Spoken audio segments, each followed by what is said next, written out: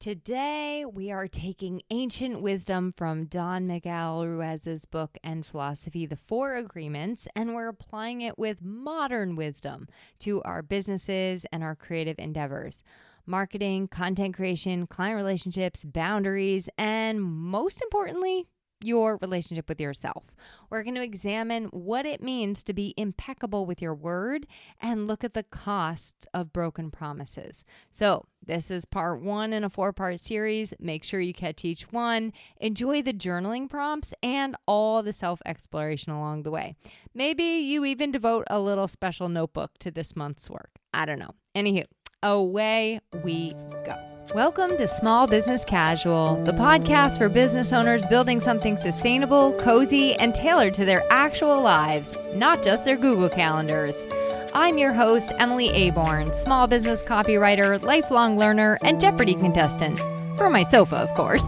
I'm here to walk alongside you as we make sense of the behind-the-scenes chaos and trade those stuffy business suits for our favorite slippers. Have you ever told a client that you'd send an email or a proposal or a draft by Tuesday, but then you didn't get around to it until Thursday? It's just 2 days late, no big deal, right? Maybe they didn't even care or they didn't even worry about it. It might seem like it's not a big deal, but it can become one quick. Even small broken promises can start chipping away at trust. This month, we're diving into each of the 4 agreements by Don Miguel Ruiz, and we're applying them to business ownership. So in this episode, we're, of course, starting with the first agreement, be impeccable with your word. And if you're like, okay, I get it, big whoop-dee, that just means don't lie, be ethical. Yes, and it's also so much bigger than that. It is about the promises you make in your marketing, the commitments you make to clients, the boundaries you set or don't set, and maybe most importantly, the things you promise yourself. We're going to talk about the hidden cost of broken promises and how being impeccable with your word might be the most underrated business strategy there is. Welcome back to Small Business Casual. Hi, I'm your cozy casual hostess, Emily Aborn, as you probably guessed by now. As I've spent some time with myself learning about who I am and what lights me up over the past nearly 40 years, I probably didn't start actually being self-reflective until I was like 3 years old, but you get the idea. As I've learned more about myself as a human, one thing I've very much come to appreciate about myself is that I become so highly interested in various topics, and it's not enough for me to just touch on it. Like, I need to deep dive and swim around in it. A personal example is that, I don't just watch a series about the Chernobyl disaster of 1986. I read 3 books on it, watch a full-length documentary, read about what chemical reactions were at play, and learn every single thing I can. I think I also listened to 3 podcasts in conjunction with all those. I don't just take an Enneagram test to determine my Enneagram type. I take like 90 tests. I read 10 or 20 books. Then I read them all again. Then I download like 40 podcast episodes. In my business, I don't just cover a simple topic. I like to really dive into it and immerse myself and learn in multiple ways from different people, get as much as I possibly can, and then I show up and decide to do an episode. So that's how my personal curiosity works, and I love it as a creator. I've come to kind of embrace it as a clue as to where I want to take things next for my show, where I want to take things next for my offerings, maybe events I'm doing, really anything, because curiosity for me, it is a pull. It is a very, very energizing to follow pull. So all that to say 2 things. Number 1, I want to encourage you to follow your curiosity and where it leads you as well. I want you to lean in and listen to what it's telling you. And I want you to, whenever you can, follow that call without obviously going down too many random rabbit holes. The second reason I share this with you is that if you've been here with me since day 1, you may or may not remember, I actually have spoken about the 4 agreements before on the show. It was specifically about collaborations, and I will put a link to that episode in the show notes. But as per usual, while that episode let me explore a little bit about the topic, I said I really want to go deeper. I want to do more. So I decided to apply the topic to an entire month and talk about how it relates to other parts of our businesses too: marketing, content creation, client relationships, setting boundaries, even your relationship with yourself, especially your relationship with yourself. So for the next several weeks during the month of February, if you are listening live time, we're going to unpack the ancient wisdom found in Don Miguel Ruiz's book and philosophy, The Four Agreements, and we're going to apply it to modern business and our creative ventures. So maybe you make sure you catch all four. Enjoyed the journaling prompts, the insights, the self-exploration along the way. Like I said at the beginning, maybe even get yourself a special little notebook and a special little pen, and you review some of these concepts for yourself. You get real honest with yourself. You let this be a time for you to grow more as a human and as a business owner. So there we go. That is that. And I say we just head from there straight into agreement number 1, be impeccable with your word. I'm going to talk to what impeccability with your word actually means, what the hidden costs of broken promises are, whether those promises are big or small, where we break our word without realizing it, how to start keeping your word to others and yourself, and of course, like I promised, I'm going to give you a couple journal prompts to reflect on too. But first, I'm going to take a sip of water, so please pause. Okay, I didn't actually mean for you to pause. I meant for me to pause. Anyway, let's jump into what being impeccable with your word actually means. In the 4 agreements, Don Miguel says, be impeccable with your word. Speak with integrity. Say only what you mean. I have to tell you that the words integrity, impeccability, they are some of my favorite words as a human and as a business owner. Full disclosure, I'm a little bit sensitive when somebody is not impeccable with their word. I tend to not stick around long in relationships when that is the case. It really bothers me. Now, whether that is just my personality or my backstory and my history or my Enneagram type or my horoscope, who knows? But I am pretty amped up about it. And I don't want to just focus on why it makes me mad. I want to show you why it actually matters for you too. I want to show you how it breaks down and what it actually looks like when we apply it to our businesses. So some things that I thought of, like how to actually be impeccable with your word right off the bat, some simple things, saying what you mean. And that just means being clear, but also being honest, meaning what you say, meaning don't make promises you can't keep. Follow through. So you do what you say you're going to do when you say you're going to do it. You choose and use your words carefully. Remember, we don't want to harm people with the things that we're saying. Our words are so powerful. They shape reality. They can shape worlds for you and for other people. The words you use to yourself and the words you use for other people, you want to use kind, loving words, not doing other people harm with what you say. Being impeccable with your word is not being perfect. It is not never making mistakes. It is not never changing your mind. And it is certainly not saying yes to every single thing just to be quote unquote nice. It's about communicating really clearly, honoring your commitments, sometimes owning up when you drop the ball or when you need more time. It's really about communication, being realistic and honest about what you can and can't do, and setting boundaries appropriately. So what can potentially happen when you go ahead and break a promise? Now, again, small promises, they might seem exactly like that, just very, very small.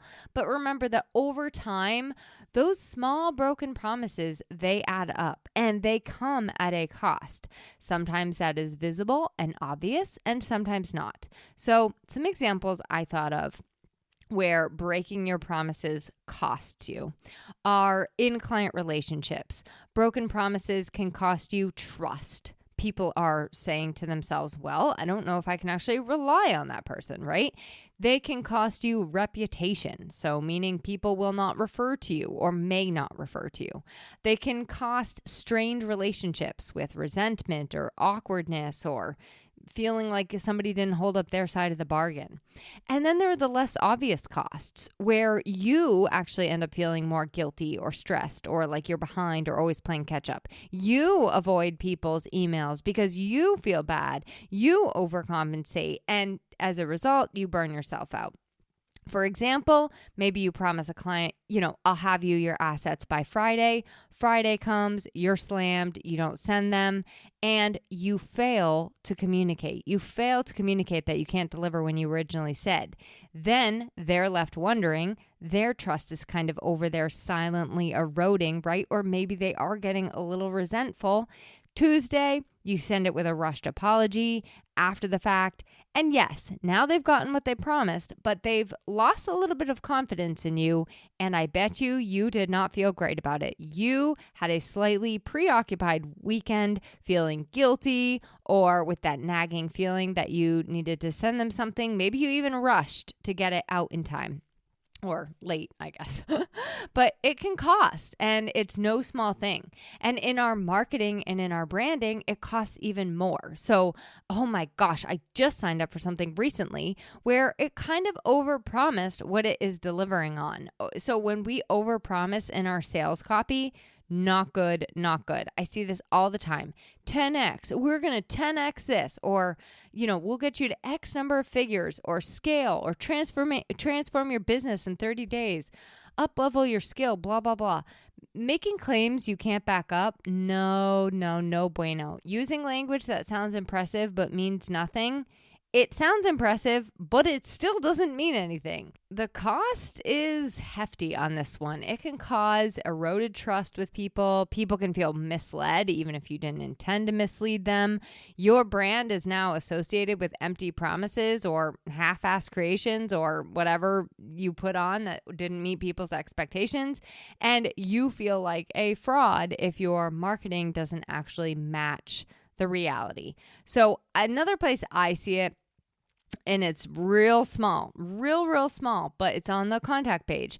I always tell my clients we want to paint a realistic picture on the contact page using real verbiage. So if it says we respond within 24 hours, but really you often leave people waiting 3 days or a week, that's a broken promise. And that is not starting off on a good foot. Broken promises to yourself. This is, in my opinion, one of the biggest ones and where we struggle a lot. So this one is twofold. One, it's in the actual words we use inside of our heads and about ourselves. How you talk about your business and to yourself, it really, really matters. So if you're always saying things like, oh, I'm broken, I'm so awful, I'm a mess, I'm terrible at marketing, I'm not a real business owner, I'll never get to where I want to be, blah, blah, blah, blah, blah, I'm not worth it, I'm not deserving.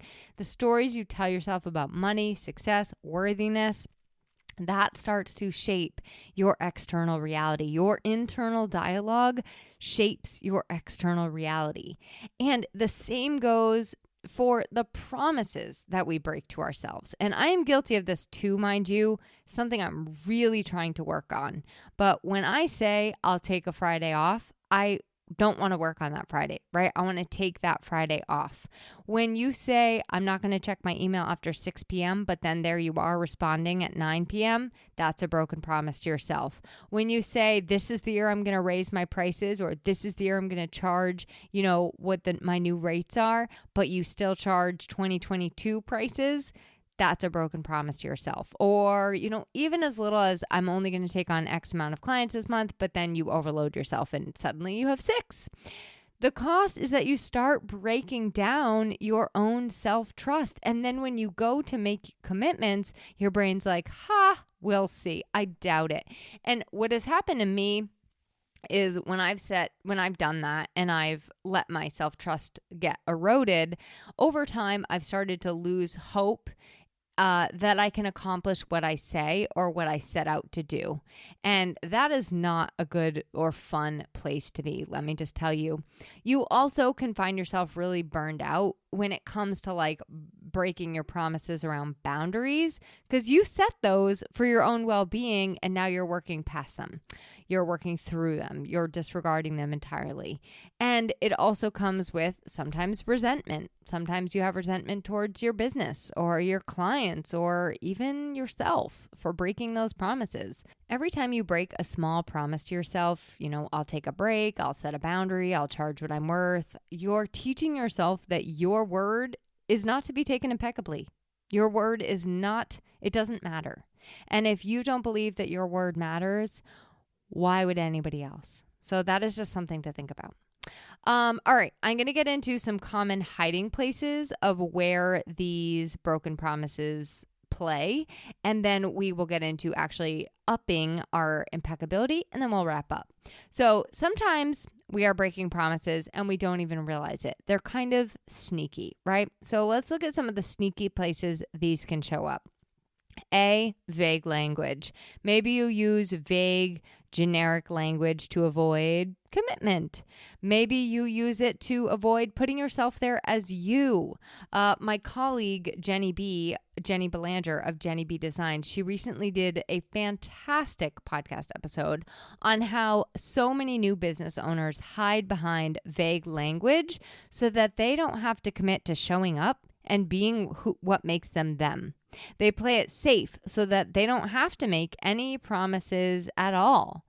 I will include that episode in the show notes. It is such a good episode. I highly recommend you listen.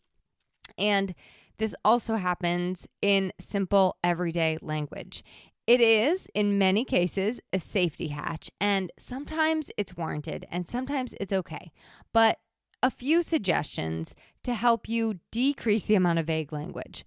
Instead of saying like, oh yeah, I'll get back to you soon, let them know when you're going to get back to them by. Like, instead of saying, I'll get back to you soon, just let them know I'll know by Monday and I'll let you know then. If you get back to them sooner, great.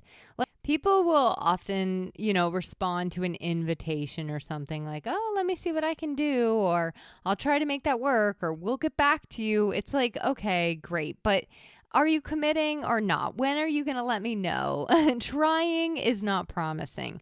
Vague language feels like it's preventing disappointment, but vague language can create disappointment because on the other side, attached to that vague language, they may have their own unspoken expectations or assumptions about what those words meant. So I would really encourage you to be specific whenever possible. Even when you're buying yourself more time to make a decision, I always appreciate when a client just tells me, I will decide by this day. And then if they need more time, they just write me with an update and it's magical. It is magical. I don't like, we will review and get back to you soon. Like, what does that even mean? And in my case, that usually results in they're losing their spot in line with me because I book up at a pretty good clip over here. So when somebody doesn't show that desire to work together and that commitment, or they don't give me a clear, I will get back to you by this date, especially after I followed up, for me, it's like, okay, well, I'm going to move on and give the spot to somebody else. I enjoyed speaking with you, and it is time for me to go with somebody who is going to be more committal. Overcommitting is another spot where it is really, really big for many, many people, and it is actually a form of not being impeccable with your word.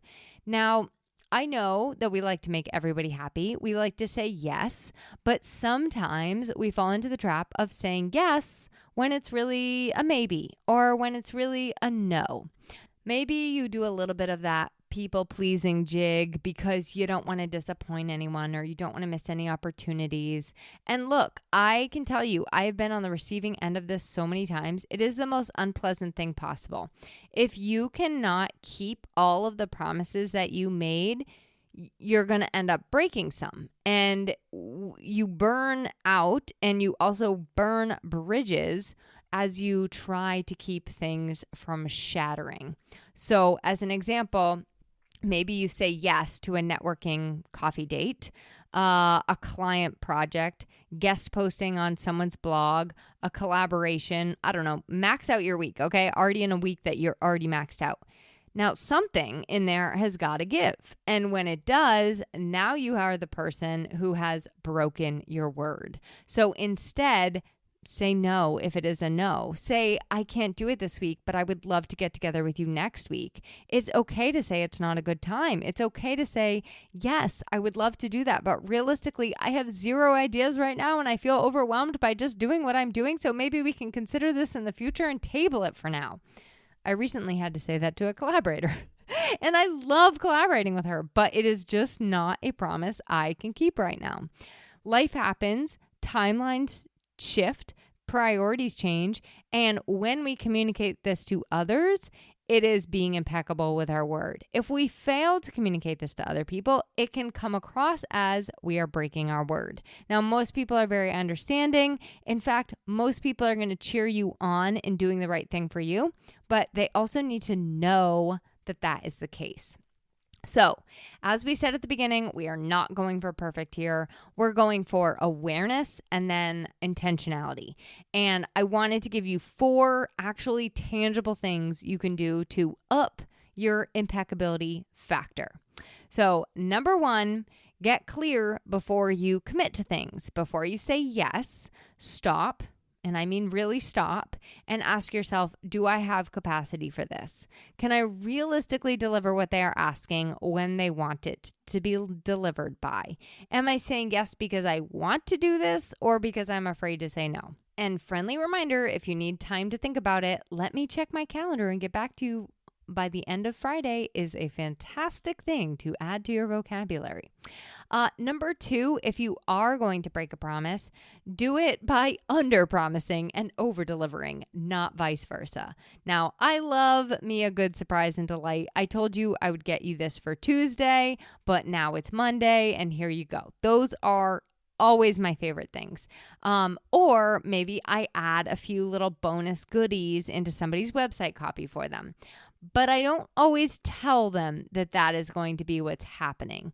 That way, I'm able to exceed expectations and I build trust by sticking to my original word. And I also feel less stressed that I'm not now rushing to get it there on Monday. If I do, it's a happy accident. Number 3, communicate when things change. Something I've learned recently about family and friends and community members is that my favorite kind of people are the kind of people who get it when life happens, when stuff comes up. People who make me feel safe to say, you know what? I have my period for the second time this month and I'm currently dying inside. Can we please reschedule? Or I know I said I could meet you for coffee today, but I have a flat tire. Can we please shift the plan to Zoom? Most people, your people, are going to say, you know what? No problem. Thank you for letting me know. They want it to be mutually awesome for both of you. But in order for that to happen, the key is to communicate. When you do, you're honoring your word by being honest and transparent, even when that timeline changes.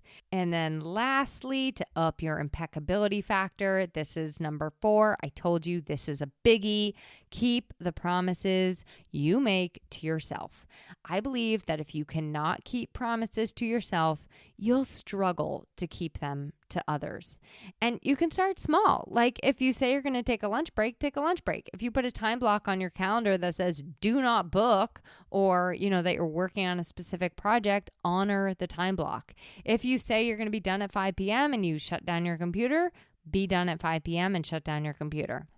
If you say you're only taking on 2 clients this month, stop at 2. Every kept promise to yourself builds self-trust. And self-trust is the foundation of so much in your business and in your life. So before we wrap this up, I have a couple journal prompts for you, and they will be in the show notes. But grab your notebook or your notes app or save this for later. But the journaling prompts, and I expand upon them a little bit in the show notes too. But prompt number 1, am I currently breaking my word to my clients, in my marketing, to myself, or maybe somewhere else in my life? So I want you to just be honest. This is not about shaming yourself. You're really just looking for gaps between what you say and what you do. Sans judgment. Prompt number 2, how do I feel when somebody else breaks a promise, when somebody else breaks their word to me, even in small ways? How do I feel when I break my word to someone else, even in small ways? Again, we're just raising curiosity. It's going to help us solidify why we might not want to keep this breaking promise shindig up. Prompt number 3, what is a promise I can make to myself this week or to someone else that I know I can keep and actually keep it? Start small. Maybe it just means you're going to post 2 times on LinkedIn this week, like you said you would, or you're going to take Friday afternoon off, like you promised yourself, or when you go out to run an errand and you tell somebody in your family that you're going to do something for them too, you actually do it. You don't drop that ball. You build trust with yourself and other people in very, very small ways. So what is a promise I can make to myself this week or to somebody else that I know I can actually keep? I hope that this helps you stay curious about yourself and pay attention. Notice where you are breaking your word to your clients or in your business or life or to yourself. Next week, we're talking about agreement number 2. Don't take anything personally. When clients ghost or unsubscribe or give you feedback or push back on your boundaries, it is super easy to write a whole story about, and it's almost always not the true story. It's almost always never about us. So on that note, I will talk to you then. If this is right up your alley, I bet it would be up somebody else's alley that you know too. So be sure to share it with a friend or a fellow business owner. Subscribe, follow, make sure you're the first to get each new episode this month. And if you journal on those prompts, tag me on social or just send me a little message so I can know that you're reflecting alongside me. On that note, I'll be here next week for you. Thanks for joining me on this week's episode of Small Business Casual. If you love the show, make sure to rate, review, and share it with a frazzled business owner that you care about. Because this shouldn't feel like a roller coaster ride, more like a scenic train ride with snacks. Don't forget those snacks.